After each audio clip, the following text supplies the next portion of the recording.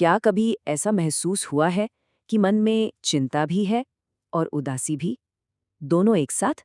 और ये समझना मुश्किल हो रहा हो कि कौन सी भावना ज्यादा भारी पड़ रही है? चलिए, आज इसी उलझे हुए लेकिन बहुत ही आम अनुभव को समझने की कोशिश करते हैं। अगर ये एहसास जाना पहचाना लग रहा है तो ये जानना जरूरी है कि ऐसा महसूस करने वाले आप अकेले नहीं हैं। सच तो ये है कि यह एक बहुत ही कॉमन अनुभव है और इसे समझना ही बेहतर महसूस करने की दिशा में पहला कदम है।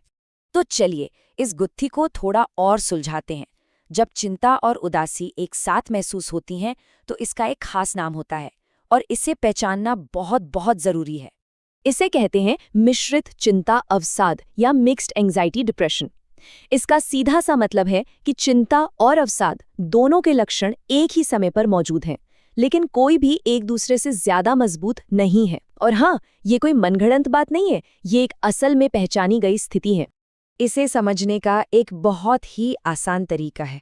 जरा सोचिए कि एक नहीं बल्कि दो भारी भारी बैग लेकर चलना पड़ रहा है। एक बैग चिंता का और दूसरा अवसाद का। सोच सकते हैं कि ये दोहरा बोझ कितना थका देने वाला हो सकता है। तो सवाल यह है कि इन दो बैग्स में आखिर हैं क्या? चलिए देखते हैं। चिंता वाले बैग में क्या है? लगातार दौड़ते हुए ख्याल, हर वक्त की फिक्र और शरीर में एक अजीब सा तनाव। दूसरी तरफ अवसाद वाले बैग में है गहरी उदासी, निराशा और उन चीजों में भी दिल न लगना जो कभी बहुत पसंद हुआ करती थीं। अब जरा ये देखते हैं कि ये दोनों भावनाएं हमारे सोचने के तरीके पर कैसे असर डालते हैं। बात सिर्फ लक्षणों की नहीं है, बल्कि हमारे दिमाग के अंदर क्या चल रहा है उसकी है। ये जो फर्क है ना, ये बहुत दिलचस्प है। चिंता जो है वो हमेशा भविष्य की तरफ देखती है। ये हमेशा क्या होगा अगर वाली सोच होती है, और इसके ठीक उलट अवसाद का फोकस होता है अतीत या वर्तमान पर। ये मैं नहीं कर सकता वाली भावना है जो मौजूदा उदासी से आती है। एक आपको हर वक्त चौकन्ना रखता है तो दूसरा आपको दुनिया से ही काट देता है। अब जो बात इसे और भी मुश्किल बना देती है वो ये है कि ये दोनों स्थितियां मिलकर एक दुष्चक्र बना सकती हैं। मतलब ये अलग अलग काम नहीं करती, बल्कि एक दूसरे को ताकत देती हैं, जिससे बाहर निकलना और भी मुश्किल हो जाता है। देखिए, ये चक्र काम कैसे करता है। सब कुछ शुरू होता है भविष्य को लेकर चिंता से। ये चिंता धीरे धीरे निराशा में बदल जाती है, जो कि अवसाद का एक लक्षण है। फिर अवसाद शरीर की सारी एनर्जी खींच लेता है, जिससे कोई भी काम करना मुश्किल लगता है। और जब काम ठीक से नहीं होता तो ये और भी ज्यादा चिंता पैदा करता है, और बस ये चक्र घूमता रहता है। तो सवाल उठता है कि आखिर ये चक्र शुरू कहाँ से होता है? इसके पीछे कई कारण हो सकते हैं, और ये समझना जरूरी है कि ये किसी एक वजह का नतीजा नहीं है। इसकी कई संभावित वजहें हो सकती हैं।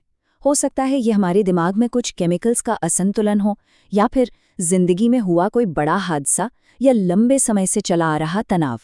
कभी-कभी ये जेनेटिक भी हो सकता है, और कई बार कुछ शारीरिक स्वास्थ्य समस्याएं भी इसे ट्रिगर कर सकती हैं। अब एक बहुत ही जरूरी बात, कुछ ऐसे संकेत हैं जिन्हें कभी भी नजरअंदाज नहीं करना चाहिए। अगर मन में खुद को नुकसान पहुंचाने के ख्याल आ रहे हैं या रोजमर्रा के काम करना भी नामुमकिन लग रहा है, तो बिना देर किए पेशेवर मदद लेना बहुत जरूरी है। तो जब हमने समस्या को समझ लिया है, तो अब समाधान की ओर भी बढ़ते हैं।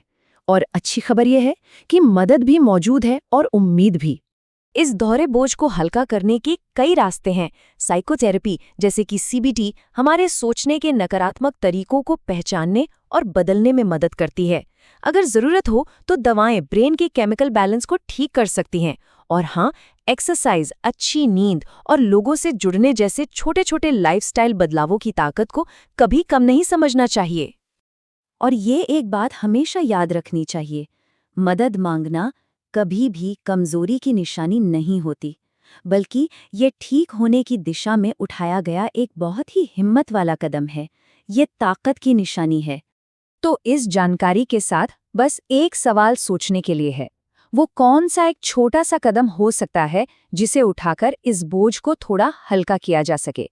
शायद किसी दोस्त को फोन करना, या थोड़ी देर के लिए टहलने जाना, या फिर पेशेवर मदद के बारे में जानकारी लेना। याद रखिए, हर छोटा कदम मायने रखता है। अपना ध्यान रखने के लिए शुक्रिया।